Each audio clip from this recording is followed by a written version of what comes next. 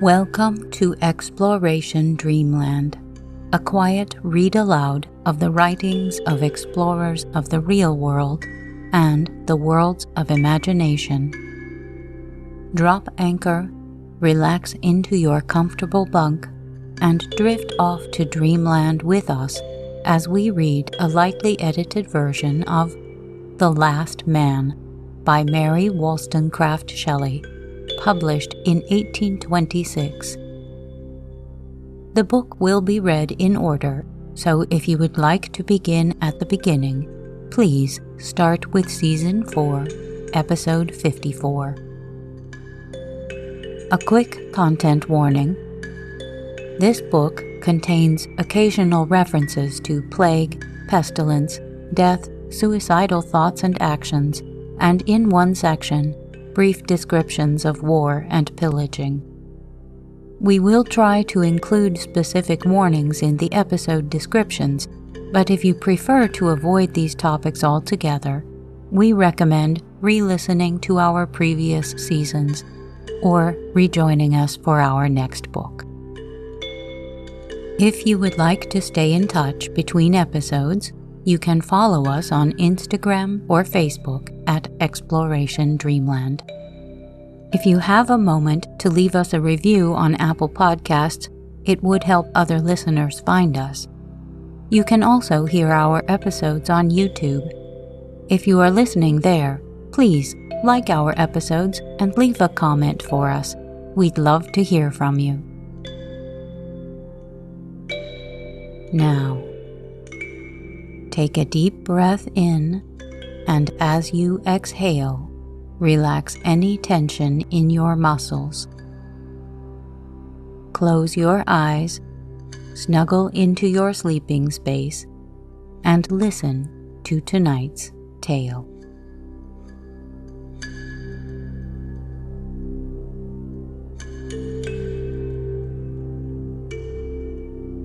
Chapter 8.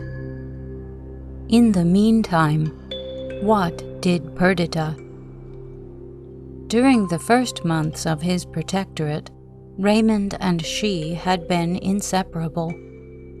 Each project was discussed with her, each plan approved by her. I never beheld anyone so perfectly happy as my sweet sister. Her expressive eyes were two stars whose beams were love. Hope and light-heartedness sat on her cloudless brow. She fed even to tears of joy on the praise and glory of her Lord. Her whole existence was one sacrifice to him, and if in the humility of her heart she felt self-complacency, it arose from the reflection that she had won the distinguished hero of the age and had for years preserved him, even after time had taken from love its usual nourishment. Her own feeling was as entire as at its birth. 5 years had failed to destroy the dazzling unreality of passion. Most men ruthlessly destroy the sacred veil with which the female heart is wont to adorn the idol of its affections. Not so Raymond. He was an enchanter whose reign was forever undiminished, a king whose power never was suspended. Follow him through the details of common life, still the same charm of grace and majesty adorned him, nor could he be despoiled of the innate deification with which nature had invested him. Perdita grew in beauty and excellence under his eye. I no longer recognized my reserved, abstracted sister in the fascinating and open-hearted wife of Raymond. The genius that enlightened her countenance was now united to an expression of benevolence which gave divine perfection to her beauty. Happiness is, in its highest degree, the sister of goodness. Suffering and amiability may exist together, and writers have loved to depict their conjunction. There is a human and touching harmony in the picture. But perfect happiness is an attribute of angels, and those who possess it appear angelic. Fear has been said to be the parent of religion. Even of that religion is it the generator, which leads its votaries to sacrifice human victims at its altars. But the religion which springs from happiness is a lovelier growth, the religion which makes the heart breathe forth fervent thanksgiving, and causes us to pour out the overflowings of the soul before the author of our being. That which is the parent of the imagination and the nurse of poetry, that which bestows benevolent intelligence on the visible mechanism of the world, and makes earth a temple with heaven for its cope. Such happiness, goodness, and religion inhabited the mind of Perdita. During the 5 years we had spent together, a knot of happy human beings at Windsor Castle, her blissful lot had been the frequent theme of my sister's conversation. From early habit and natural affection, she selected me in preference to Adrian or Idris to be the partner in her overflowings of delight. Perhaps, though apparently much unlike, some secret point of resemblance, the offspring of consanguinity induced this preference. Often at sunset I have walked with her in the sober and shadowed forest paths and listened with joyful sympathy. Security gave dignity to her passion. The certainty of a full return left her with no wish unfulfilled. The birth of her daughter, embryo copy of her Raymond, filled up the measure of her content, and produced a sacred and indissoluble tie between them. Sometimes she felt proud that he had preferred her to the hopes of a crown. Sometimes she remembered that she had suffered keen anguish when he hesitated in his choice. But this memory of past discontent only served to enhance her present joy. What had been hardly won was now, entirely possessed, doubly dear. She would look at him at a distance with the same rapture, oh, far more exuberant rapture, that one might feel who after the perils of a tempest should find himself in the desired port. She would hasten towards him to feel more certain in his arms the reality of her bliss. This warmth of affection, added to the depth of her understanding and the brilliancy of her imagination, made her beyond words dear to Raymond. If a feeling of dissatisfaction ever crossed her, it arose from the idea that he was not perfectly happy.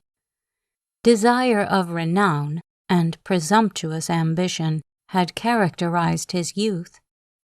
The one he had acquired in Greece, the other he had sacrificed to love. His intellect found sufficient field for exercise in his domestic circle, whose members, all adorned by refinement and literature, were many of them, like himself, distinguished by genius. Yet active life was the genuine soil for his virtues, and he sometimes suffered tedium from the monotonous succession of events in our retirement. Pride made him recoil from complaint, and gratitude and affection to Perdita generally acted as an opiate to all desire, save that of meriting her love. We all observed the visitation of these feelings, and none regretted them so much as Perdita. Her life consecrated to him was a slight sacrifice to reward his choice, but was not that sufficient? Did he need any gratification that she was unable to bestow? This was the only cloud in the azure of her happiness. His passage to power had been full of pain to both. He, however, attained his wish, He filled the situation for which nature seemed to have molded him. His activity was fed in wholesome measure, without either exhaustion or satiety.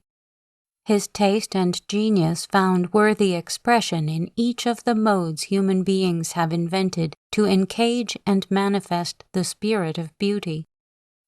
The goodness of his heart made him never weary of conducing to the well-being of his fellow creatures. His magnificent spirit and aspirations for the respect and love of mankind now received fruition. True, his exultation was temporary. Perhaps it were better that it should be so. Habit would not dull his sense of the enjoyment of power. Nor struggles, disappointment, and defeat await the end of that which would expire at its maturity. He determined to extract and condense all of glory, power, and achievement which might have resulted from a long reign into the 3 years of his protectorate. Raymond was eminently social. All that he now enjoyed would have been devoid of pleasure to him had it been unparticipated. But in Perdita he possessed all that his heart could desire. Her love gave birth to sympathy. Her intelligence made her understand him at a word. Her powers of intellect enabled her to assist and guide him. He felt her worth.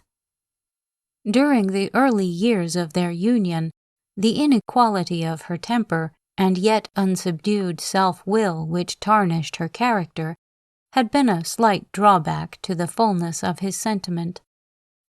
Now that unchanged serenity and gentle compliance were added to her other qualifications, his respect equaled his love. Years added to the strictness of their union.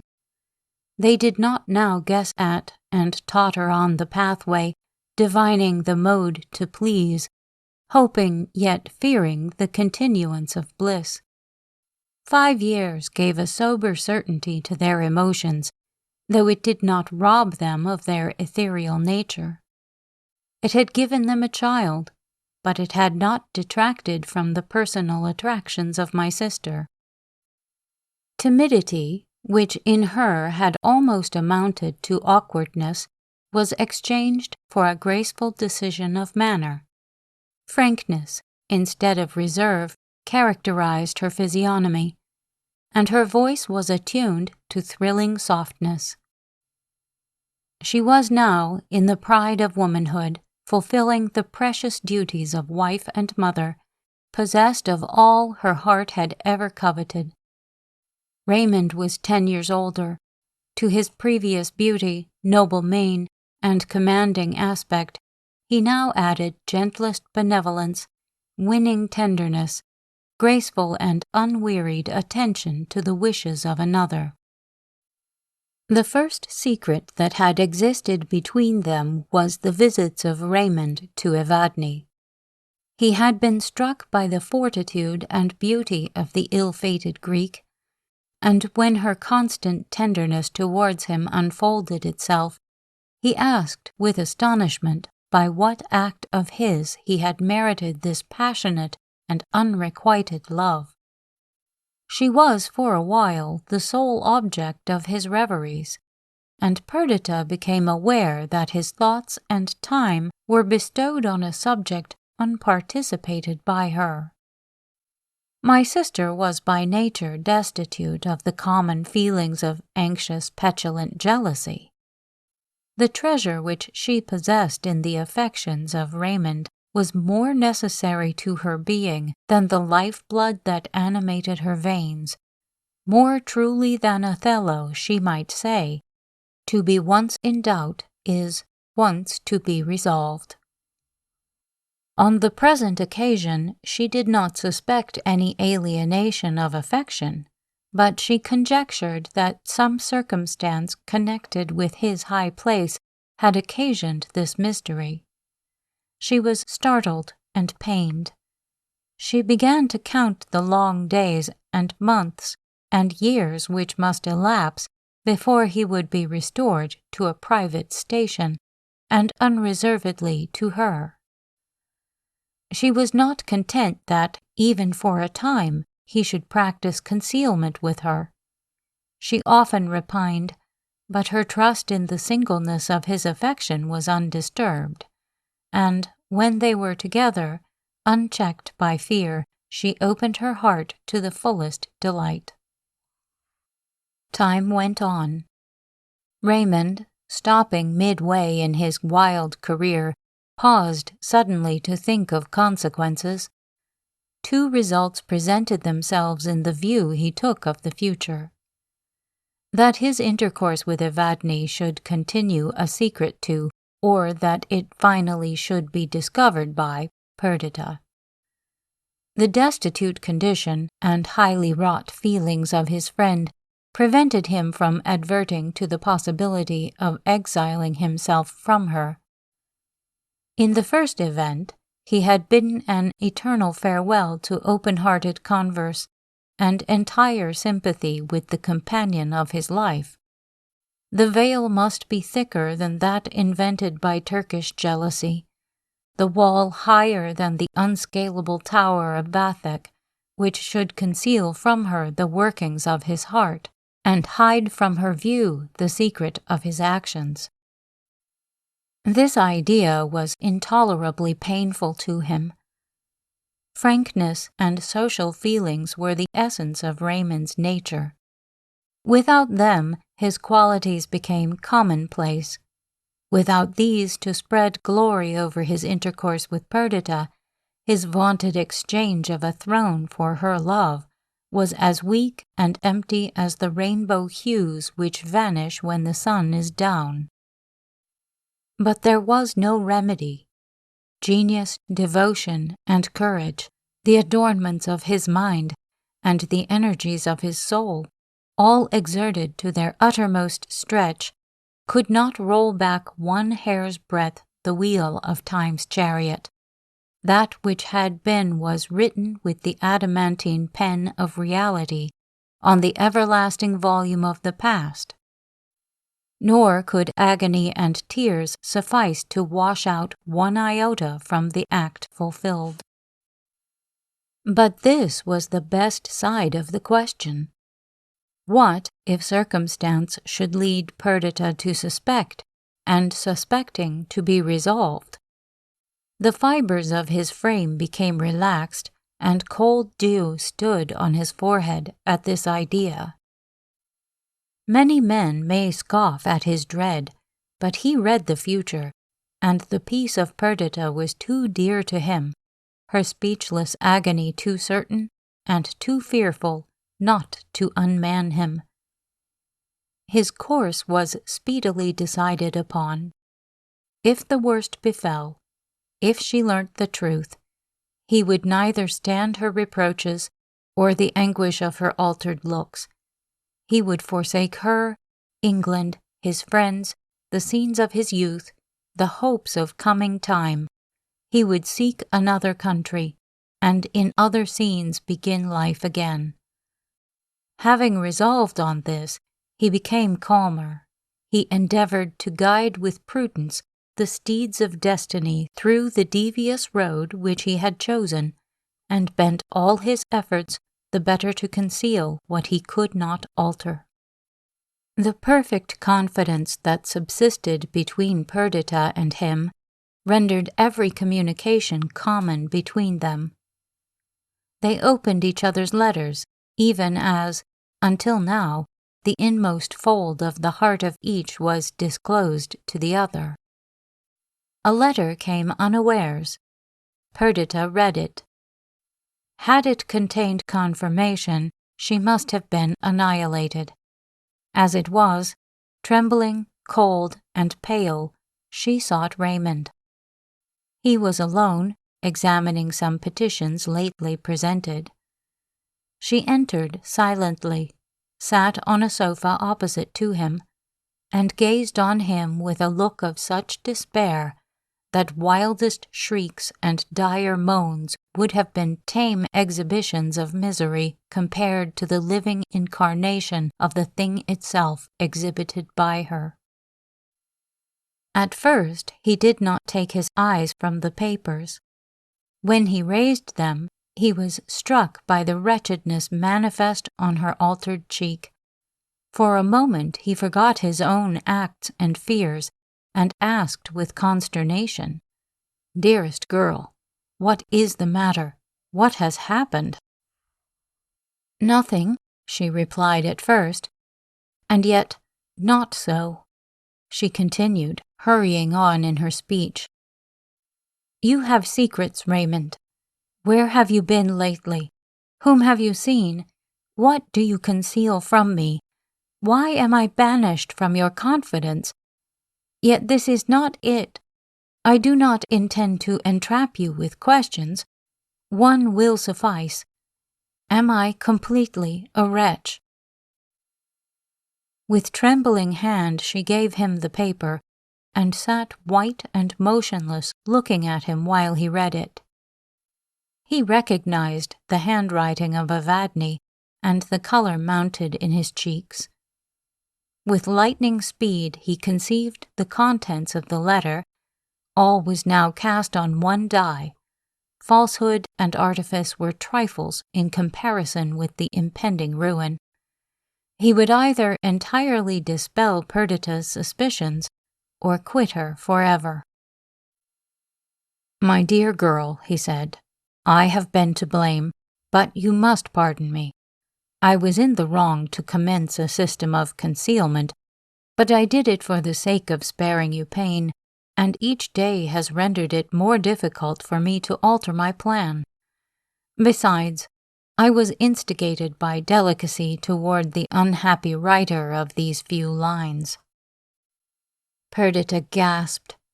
"Well," she cried. "Well, go on." "That is all. This paper tells all. I am placed in the most difficult circumstances. I have done my best, though perhaps I have done wrong. My love for you is inviolate." Perdita shook her head doubtingly. "It cannot be," she cried. "I know that it is not. You would deceive me, but I would not be deceived. I have lost you, myself, my life." "Do you not believe me?" said Raymond haughtily. "To believe you," she exclaimed, "I would give up all and expire with joy, so that in death I could feel that you were true. But that cannot be." "Perdita," continued Raymond, "you do not see the precipice on which you stand. You may believe that I did not enter on my present line of conduct without reluctance and pain. I knew that it was possible that your suspicions might be excited, but I trusted that my simple word would cause them to disappear. I built my hope on your confidence. Do you think that I will be questioned and my replies disdainfully set aside? Do you think that I will be suspected, perhaps watched, cross-questioned, and disbelieved? I am not yet fallen so low. My honor is not yet so tarnished. You have loved me. I adored you. But all human sentiments come to an end. Let our affection expire, but let it not be exchanged for distrust and recrimination. Heretofore we have been friends, lovers. Let us not become enemies, mutual spies. I cannot live the object of suspicion. You cannot believe me. Let us part." "Exactly so," cried Perdita. "I knew that it would come to this. Are we not already parted? Does not a stream, boundless as ocean, deep as vacuum, yawn between us?" Raymond rose. His voice was broken, his features convulsed. His manner calm as the earthquake-cradling atmosphere, he replied, "I am rejoiced that you take my decision so philosophically. Doubtless you will play the part of the injured wife to admiration. Sometimes you may be stung with the feeling that you have wronged me, but the condolence of your relatives, the pity of the world, the complacency which the consciousness of your own immaculate innocence will bestow, will be excellent balm. Me you will never see more." Raymond moved towards the door. He forgot that each word he spoke was false. He personated his assumption of innocence even to self-deception.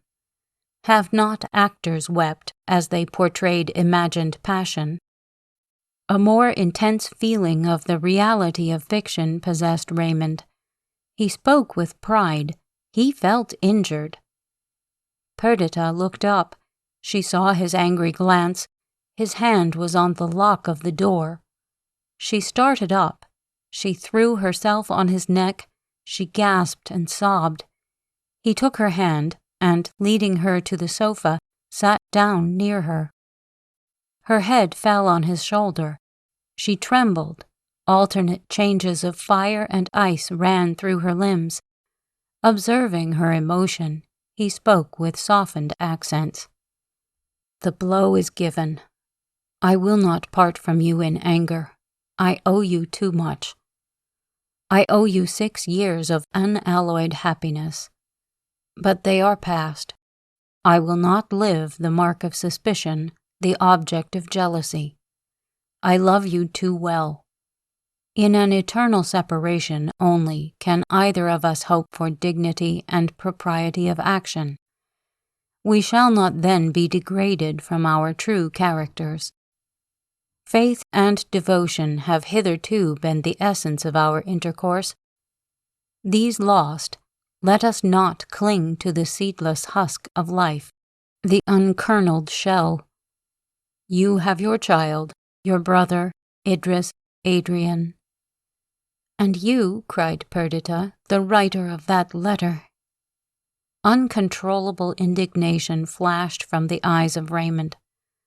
He knew that this accusation at least was false. "Entertain this belief," he cried. "Hug it to your heart. Make it a pillow to your head, an opiate for your eyes. I am content. But, by the God that made me, hell is not more false than the word you have spoken." Perdita was struck by the impassioned seriousness of his asseverations. She replied with earnestness, "I do not refuse to believe you, Raymond. On the contrary, I promise to put implicit faith in your simple word. Only assure me that your love and faith towards me have never been violated, and suspicion and doubt and jealousy will at once be dispersed. We shall continue as we have ever done, one heart, one hope, one life." "I have already assured you of my fidelity," said Raymond with disdainful coldness. "Triple assertions will avail nothing where one is despised. I will say no more, for I can add nothing to what I have already said, to what you before contemptuously set aside. This contention is unworthy of both of us, and I confess that I am weary of replying to charges at once unfounded and unkind." Perdita tried to read his countenance, which he angrily averted. There was so much of truth and nature in his resentment that her doubts were dispelled. Her countenance, which for years had not expressed a feeling unallied to affection, became again radiant and satisfied. She found it, however, no easy task to soften and reconcile Raymond. At first he refused to stay to hear her, but she would not be put off. Secure of his unaltered love, she was willing to undertake any labor, use any entreaty, to dispel his anger. She obtained a hearing. He sat in haughty silence, but he listened. She first assured him of her boundless confidence. Of this he must be conscious, since but for that she would not seek to detain him. She enumerated their years of happiness. She brought before him past scenes of intimacy and happiness. She pictured their future life. She mentioned their child. Tears unbidden now filled her eyes. She tried to disperse them, but they refused to be checked. Her utterance was choked. She had not wept before. Raymond could not resist these signs of distress. He felt perhaps somewhat ashamed of the part he acted of the injured man, he who was in truth the injurer. And then he devoutly loved Perdita. The bend of her head, her glossy ringlets, the turn of her form were to him subjects of deep tenderness and admiration. As she spoke, her melodious tones entered his soul. He soon softened towards her, comforting and caressing her, and endeavoring to cheat himself into the belief that he had never wronged her. Raymond staggered forth from this scene, as a man might do who had been just put to the torture, and looked forward to when it would be again inflicted. He had sinned against his own honor by affirming, swearing to, a direct falsehood. True, this he had palmed on a woman, and it might therefore be deemed less base by others, not by him, for whom had he deceived? His own trusting, devoted, affectionate Perdita, whose generous belief galled him doubly when he remembered the parade of innocence with which it had been exacted. The mind of Raymond was not so rough cast, nor had been so rudely handled in the circumstance of life, as to make him proof to these considerations. On the contrary, he was all nerve. His spirit was as a pure fire, which fades and shrinks from every contagion of foul atmosphere. But now the contagion had become incorporated with its essence, and the change was the more painful. Truth and falsehood, love and hate lost their eternal boundaries. Heaven rushed in to mingle with hell, while his sensitive mind, turned to a field for such battle, was stung to madness. He heartily despised himself, he was angry with Perdita, and the idea of Evadne was attended by all that was hideous and cruel. His passions, always his masters, acquired fresh strength from the long sleep in which love had cradled them. The clinging weight of destiny bent him down. He was goaded, tortured, fiercely impatient of that worst of miseries, the sense of remorse. This troubled state yielded by degrees to sullen animosity and depression of spirits. His dependents, even his equals, if in his present post he had any, were startled to find anger, derision, and bitterness in one before distinguished for suavity and benevolence of manner. He transacted public business with distaste, and hastened from it to the solitude which was at once his bane and relief. He mounted a fiery horse, that which had borne him forward to victory in Greece. He fatigued himself with deadening exercise, losing the pangs of a troubled mind in animal sensation. He slowly recovered himself, yet at last, as one might from the effects of poison, he lifted his head from above the vapors of fever and passion into the still atmosphere of calm reflection. He meditated on what was best to be done. He was first struck by the space of time that had elapsed since madness, rather than any reasonable impulse, had regulated his actions. A month had gone by, and during that time he had not seen Evadne. Her power, which was linked to a few of the enduring emotions of his heart, had greatly decayed. He was no longer her slave, no longer her lover. He would never see her more, and by the completeness of his return, deserve the confidence of Perdita.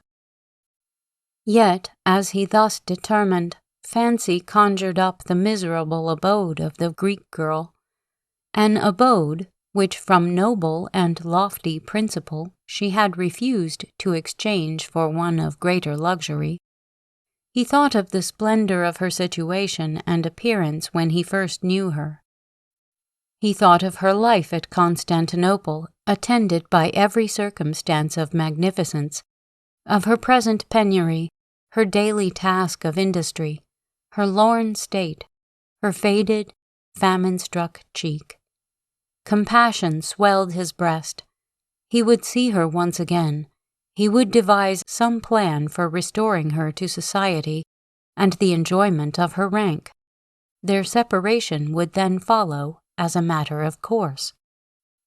Again he thought how during this long month he had avoided Perdita, flying from her as from the stings of his own conscience. But he was awake now. All this should be remedied, and future devotion erase the memory of this only blot on the serenity of their life. He became cheerful as he thought of this, and soberly and resolutely marked out the line of conduct he would adopt. He remembered that he had promised Perdita to be present this very evening, the 19th of October, anniversary of his election as protector, at a festival given in his honor. Good augury should this festival be of the happiness of future years. First, he would look in on Evadne. He would not stay, but he owed her some account, some compensation for his long and unannounced absence, and then to Perdita, to the forgotten world, to the duties of society, the splendor of rank, the enjoyment of power. After the scene sketched in the preceding pages, Perdita had contemplated an entire change in the manners and conduct of Raymond. She expected freedom of communication and a return to those habits of affectionate intercourse which had formed the delight of her life. But Raymond did not join her in any of her avocations. He transacted the business of the day apart from her. He went out, she knew not whither. The pain inflicted by this disappointment was tormenting and keen. She looked on it as a deceitful dream, and tried to throw off the consciousness of it, but like the shirt of Nessus, it clung to her very flesh and ate with sharp agony into her vital principle.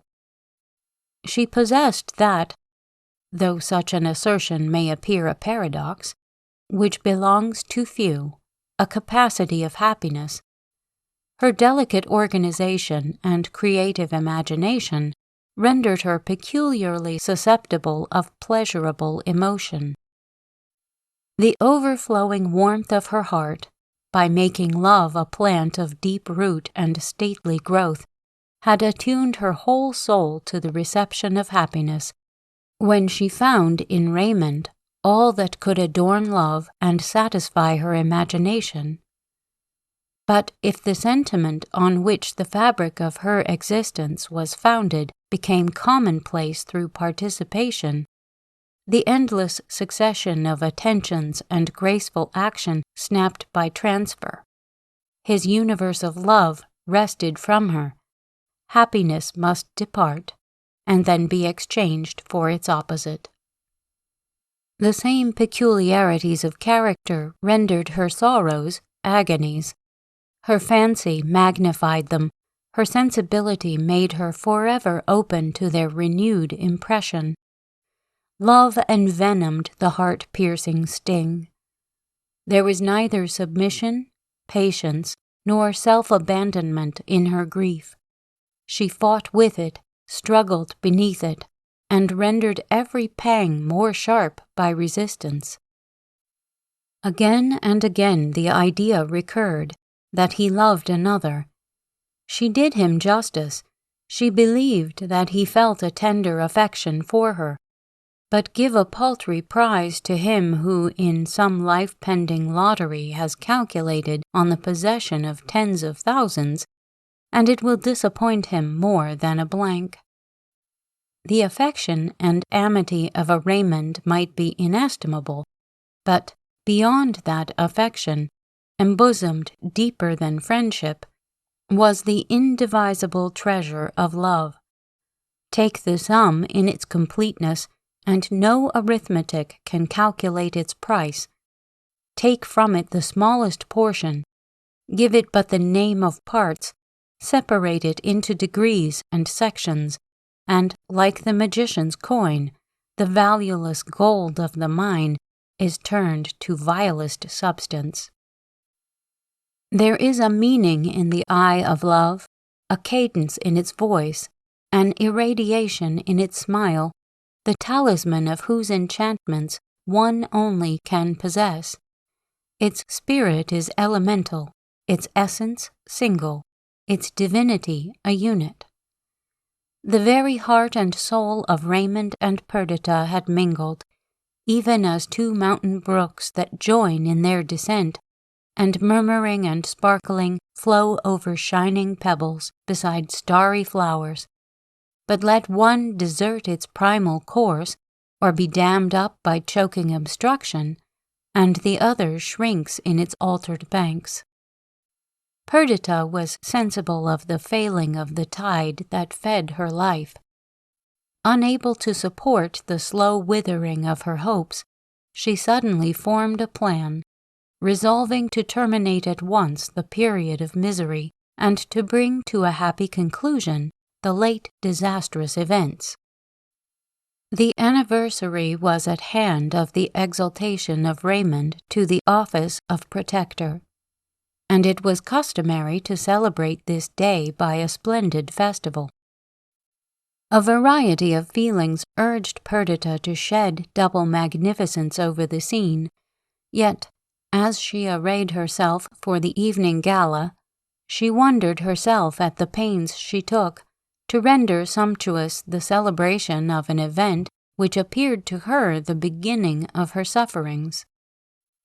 Woe befall the day, she thought. Woe, tears, and mourning betide the hour that gave Raymond another hope than love, another wish than my devotion, and thrice joyful the moment when he shall be restored to me. God knows, I put my trust in his vows, and believe his asserted faith, but for that I would not seek what I am now resolved to attain. Shall 2 years more be thus passed, each day adding to our alienation, each act being another stone piled on the barrier which separates us? No, my Raymond, my only beloved, sole possession of Perdita. This night, this splendid assembly, these sumptuous apartments, and this adornment of your tearful girl are all united to celebrate your abdication. Once for me you relinquished the prospect of a crown. That was in the days of early love, when I could only hold out the hope, not the assurance of happiness. Now you have the experience of all that I can give, the heart's devotion, taintless love, and unhesitating subjection to you. You must choose between these and your protectorate. This proud noble is your last night. Perdita has bestowed on it all of magnificent and dazzling that your heart best loves. But from these gorgeous rooms, from this princely attendance, from power and elevation, you must return with tomorrow's sun to our rural abode, for I would not buy an immortality of joy by the endurance of one more weak sister to the last.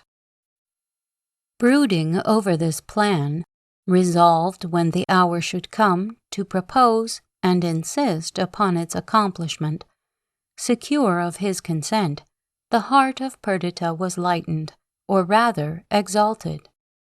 Her cheek was flushed by the expectation of struggle, her eyes sparkled with the hope of triumph. Having cast her fate upon a die, and feeling secure of winning, she, whom I have named as bearing the stamp of Queen of Nations on her noble brow, now rose superior to humanity and seemed in calm power to attest with her finger the wheel of destiny.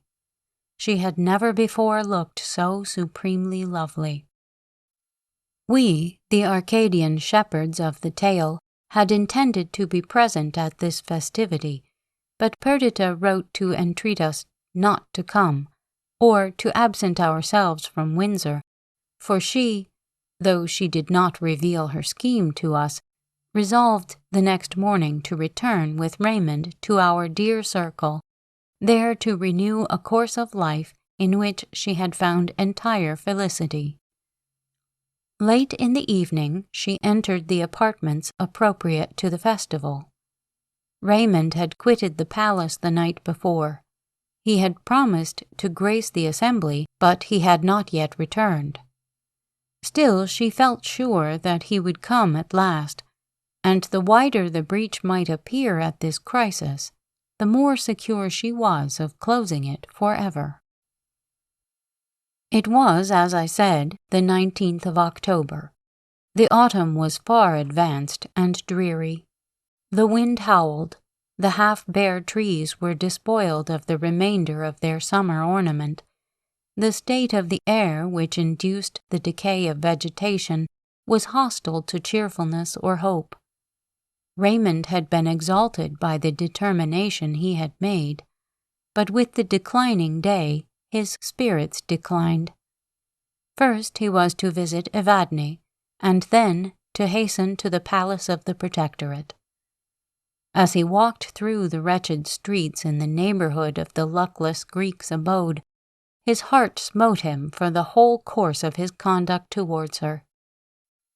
First, his having entered into any engagement that should permit her to remain in such a state of degradation, and then, after a short, wild dream, having left her to drear solitude, anxious conjecture, and bitter, still, disappointed expectation. What had she done the while? How supported his absence and neglect? Light grew dim in these close streets, and when the well-known door was opened, the staircase was shrouded in perfect night. He groped his way up. He entered the garret. He found Evadne stretched, speechless, almost lifeless on her wretched bed. He called for the people of the house, but could learn nothing from them, except that they knew nothing. Her story was plain to him, plain and distinct as the remorse and horror that darted their fangs into him. When she found herself forsaken by him, she lost the heart to pursue her usual avocations. Pride forbade every application to him. Famine was welcomed as the kind porter to the gates of death, within whose opening folds she should now, without sin, quickly repose. No creature came near her as her strength failed. If she died, where could there be found on record a murderer whose cruel act might compare with his? What fiend more wanton in his mischief? What damned soul more worthy of perdition? But he was not reserved for this agony of self-reproach. He sent for medical assistance. The hours passed, spun by suspense into ages. The darkness of the long autumnal night yielded to day before her life was secure. He had her then removed to a more commodious dwelling, and hovered about her again and again to assure himself that she was safe. In the midst of his greatest suspense and fear as to the event, he remembered the festival given in his honor by Perdita.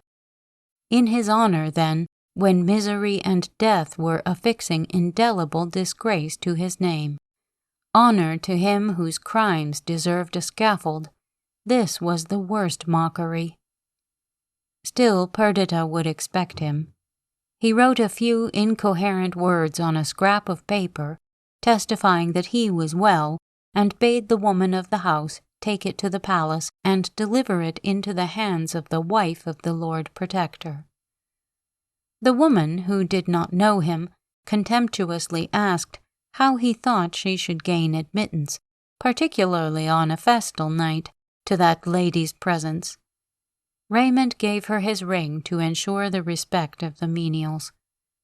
Thus, while Perdita was entertaining her guests and anxiously awaiting the arrival of her lord, his ring was brought to her, and she was told that a poor woman had a note to deliver to her from its wearer. The vanity of the old gossip was raised by her commission, which, after all, she did not understand, since she had no suspicion, even now, that Evadne's visitor was Lord Raymond. Perdita dreaded a fall from his horse or some similar accident, till the woman's answers woke other fears. From a feeling of cunning blindly exercised, the officious, if not malignant, messenger did not speak of Evadne's illness, but she garrulously gave an account of Raymond's frequent visits, adding to her narration such circumstances as, while they convinced Perdita of its truth, exaggerated the unkindness and perfidy of Raymond. Worst of all, his absence now from the festival, his message wholly unaccounted for, except by the disgraceful hints of the woman, appeared the deadliest insult. Again she looked at the ring. It was a small ruby, almost heart-shaped, which she herself had given him. She looked at the handwriting, which she could not mistake, and repeated to herself the words, "Do not, I charge you, I entreat you, permit your guests to wonder at my absence." The while the old crone, going on with her talk, filled her ear with a strange medley of truth and falsehood. At length Perdita dismissed her. The poor girl returned to the assembly, where her presence had not been missed. She glided into a recess somewhat obscured, and leaning against an ornamental column there placed, tried to recover herself. Her faculties were palsied. She gazed on some flowers that stood near in a carved vase. That morning she had arranged them. They were rare and lovely plants. Even now, all aghast as she was, she observed their brilliant colors and starry shapes. "Divine infoliations of the spirit of beauty," she exclaimed. "Ye droop not, neither do ye mourn. The despair that clasps my heart has not spread contagion over you. Why am I not a partner of your insensibility, a sharer in your calm?" She paused. "To my task," she continued mentally. "My guests must not perceive the reality, either as it regards him or me. I obey. They shall not, though I die the moment they are gone. They shall behold the antipodes of what is real, for I will appear to live while I am dead." It required all her self-command to suppress the gush of tears self-pity caused at this idea. After many struggles, she succeeded and turned to join the company. All her efforts were now directed to the dissembling her internal conflict. She had to play the part of a courteous hostess, to attend to all, to shine the focus of enjoyment and grace. She had to do this while in deep woe she sighed for loneliness, and would gladly have exchanged her crowded rooms for dark forest depths or a drear, night-enshadowed heath. But she became gay. She could not keep in the medium, nor be, as was usual with her, placidly content. Every one remarked her exhilaration of spirits. As all actions appear graceful in the eye of rank, her guests surrounded her applaudingly, although there was a sharpness in her laugh and an abruptness in her sallies, which might have betrayed her secret to an attentive observer. She went on, feeling that, if she had paused for a moment, the checked waters of misery would have deluged her soul, that her wrecked hopes would raise their wailing voices, and that those who now echoed her mirth and provoked her repartees would have shrunk in fear from her convulsive despair.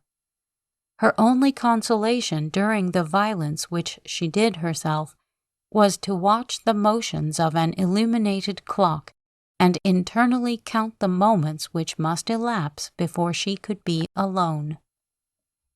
At length the rooms began to thin. Mocking her own desires, she rallied her guests on their early departure. One by one they left her. At length she pressed the hand of her last visitor. "How cold and damp your hand is," said her friend. "You are over-fatigued.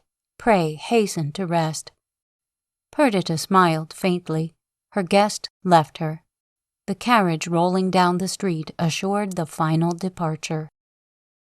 Then, as if pursued by an enemy, as if wings had been at her feet, she flew to her own apartment.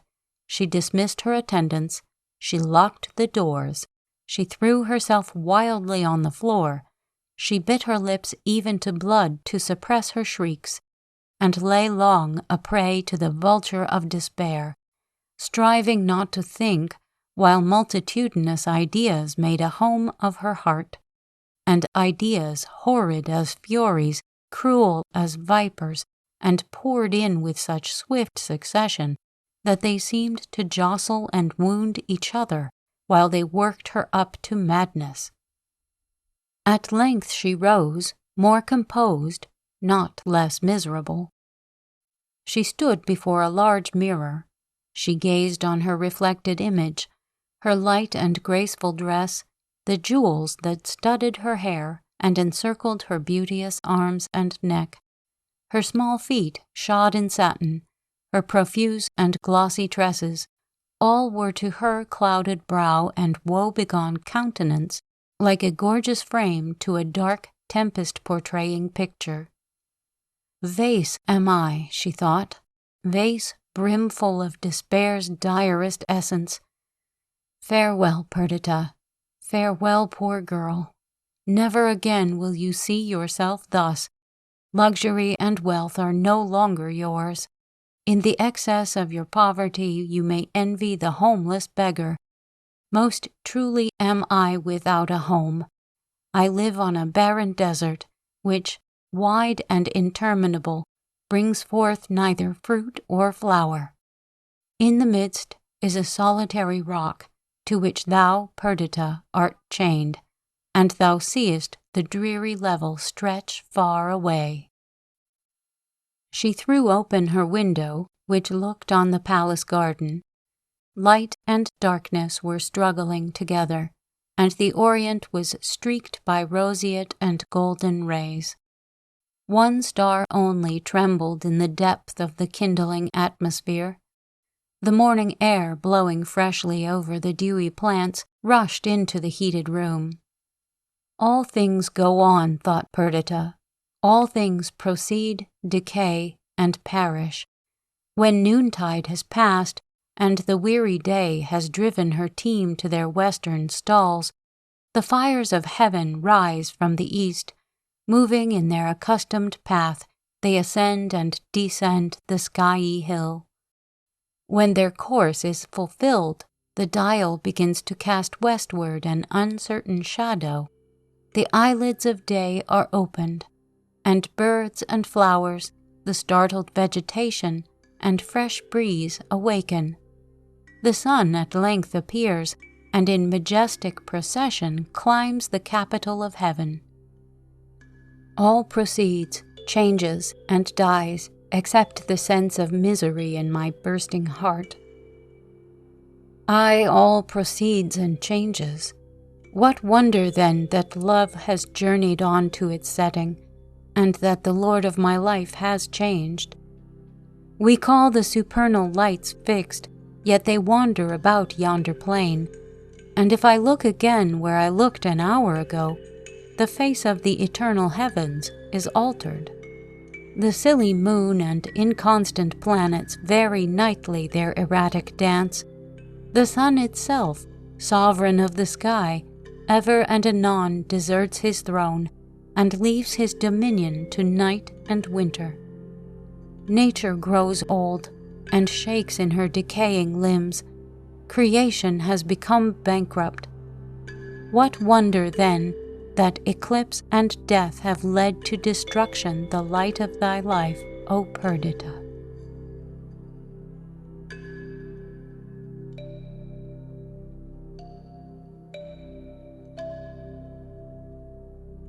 Stay tuned for the next segment from The Last Man by Mary Wollstonecraft Shelley.